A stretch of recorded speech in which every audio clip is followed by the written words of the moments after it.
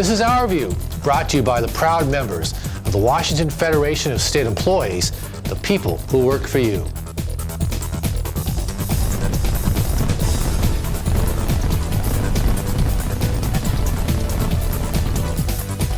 Federation members around the state are holding rallies to keep members informed and involved in our contract negotiations.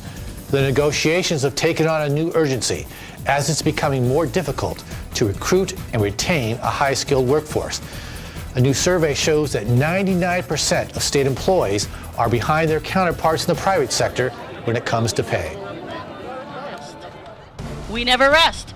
Injured workers need care, communities need protection from offenders, and our bridges need to be strong so that we can go to work and come home safely to our families. The work matters because it means something to make a community better. In fact, it means everything. Each and every single one of you working to sustain our community deserves respect. It's amazing when you travel across the state and see the kind of dedication that people do to serve the citizens of Washington.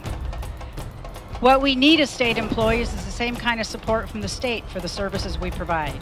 We have 1 million more citizens of the Washington state and 3,000 less state employees to serve those citizens. And our citizens deserve better than that. Our state employees, by the state's own salary survey, 99% of our job classifications are paid, underpaid. That is by their salary survey. We have 600 employees leave every month state service, and a lot of agencies are very much impacted by this. A lot of jobs take a lot of training, and our citizens deserve better. They deserve a well-trained workforce. While we have many enemies, the one enemy we cannot, absolutely cannot, afford to take over and infect us is apathy. The cost is too great. The time for sitting back is gone. You may feel helpless against the system, but do not underestimate the power of 1.6 million AFSCME members who stand with you.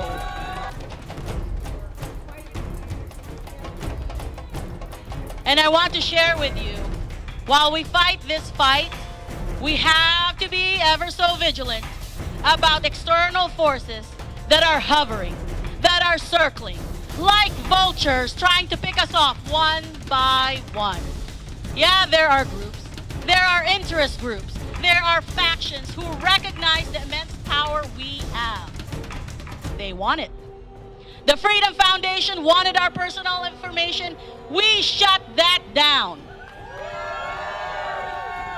Last legislative session, there were bills introduced to destroy collective bargaining. We shut that down. There was a proposal to take away health care and dental for part-time workers. We shut that down. And there was another proposal to raise the retirement age from 65 to 67. We shut that down. We are a union that honors solidarity without conformity. We have the experience and commitment that can't be ignored.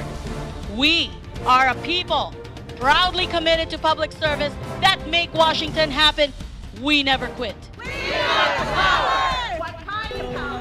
Union power! One of the things that I learned in coming to work for the Department of Occupational Safety and Health is that we have a crisis in our program. We don't have enough workers doing the work that's necessary, and one of my passions is keeping workers safe and at work. I would hate to think that there are employers or places that are not being inspected because of not having enough workforce out in the field doing those inspections. And if one of the reasons for that is because we're not competitive with the private sector, it's time we fix that. In order for us to make our case be known and understood, we need to speak together, and we need to rally together and present our case to our employers, to the state, to anyone who has a stake in this situation to support us. And I believe the union is important in order to bring that about.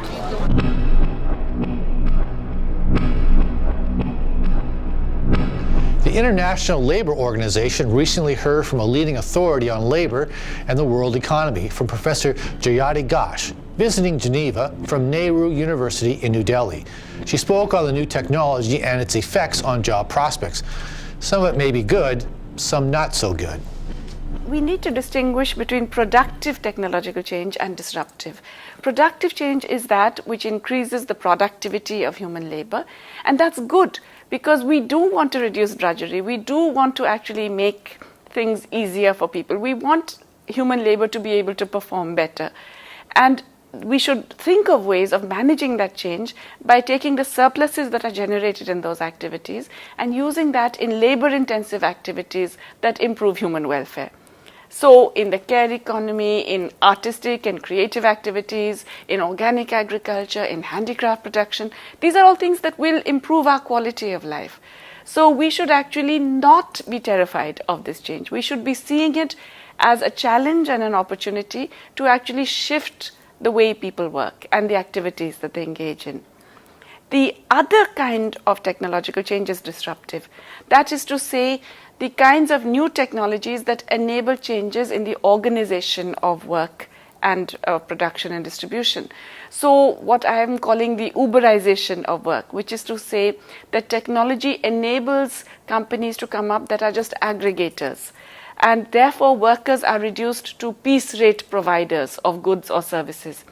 That's bad, because what that does is really reduce workers' bargaining power, make them bear all the costs and risks of production, and actually reduce their ability to demand from the employers the minimum worker protection. So I believe that the second kind of disruptive technological change is less desirable. And what we should be doing is thinking of ways to regulate that, to make sure that workers don't lose out on basic protection. The Uberization of our jobs is the subject of an OECD conference this month in Cancun. Philip Jennings, General Secretary of uni-global union, is taking a message to that world conference that labor better get an understanding of the digital economy and get prepared for it. It is clear that the world is going to be in a very new place with this new digital revolution, recently termed the fourth industrial revolution. The message that we have to drive home is that this changes the world of work and changes the realities for working people.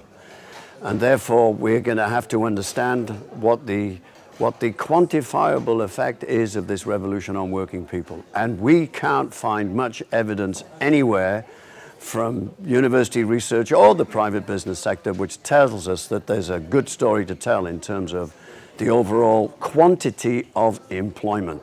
Everyone is looking at the downside, and everyone says that the substitution by artificial intelligence, by robots, and by big data and the Internet of Things is going to have a dramatic impact on the world of work. Therefore, it is important for us when we get to Cancun that we try and frame our conversation about the future of solidarity, about the future of decent work, and also the future of the quality of life of working people everywhere. We need policies of how we can help people adapt, how we can mitigate the circumstances, and also how we can have a sense of a just transition. What is missing at the moment is the human dimension. We're not really talking about what it means to working people with the future, where the overall level of employment is going to go into a very different place, into a different scenario. So we have to influence public policy, we have to influence the labor ministers, and we need a manifesto that emerges from Mexico, which can ensure that working people are neither abandoned and they can look to the future with some hope that the welfare state and systems of social protection will help them to adapt, will give them the skills and give them a certain quality and standard of living in a new reality which will create enormous wealth, probably for the few, but not for the all.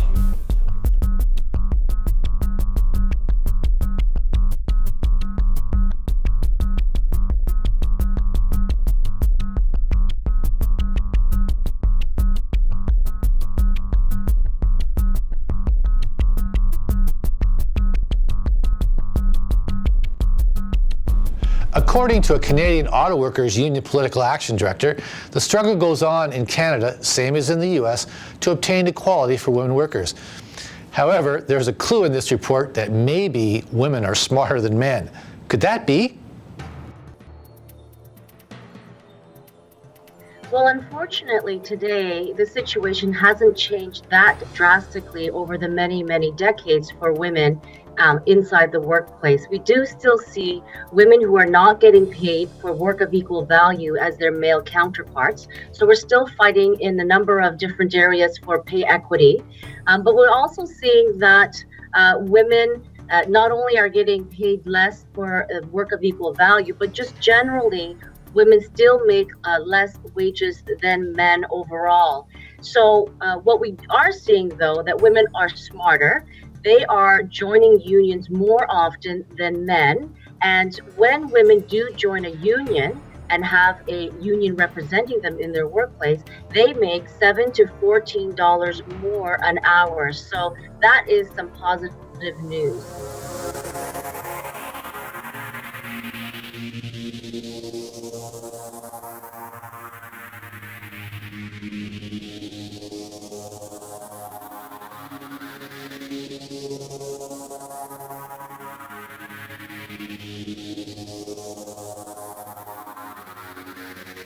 Before leaving you, something new as negotiations begin for public employees at the University of Washington.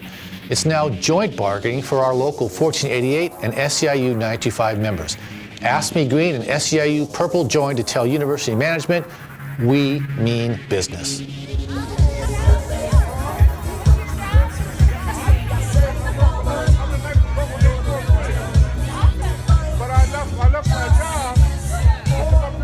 We're tired of the university bullying people.